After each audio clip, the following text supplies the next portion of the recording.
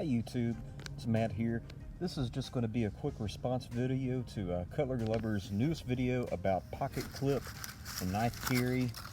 And so anyways, he was filming a video about zero tolerance, and in their manual they say that if you're going to carry in your back pocket, it's a good idea to carry your knife tip down. That way the seam of the pocket protects the blade from coming open.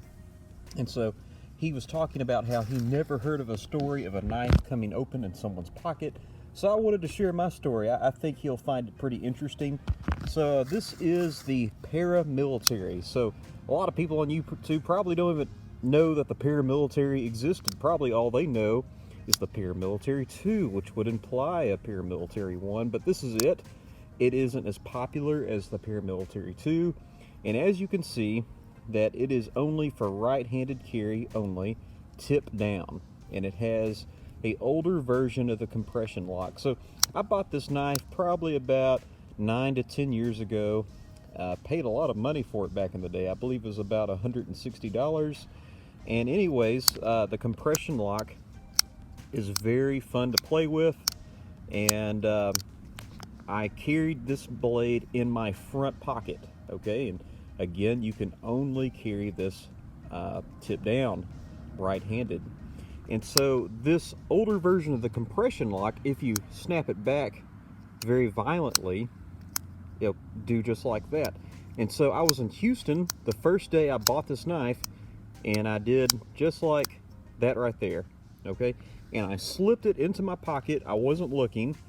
And sure enough, I'm walking around probably about an hour or two later, and I look down, and I have a blade coming out of my cargo pants.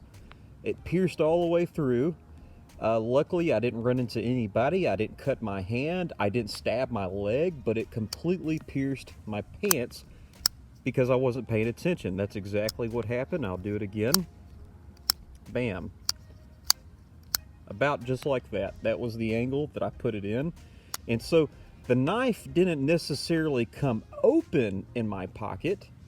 I was playing with the compression lock. I wasn't paying attention.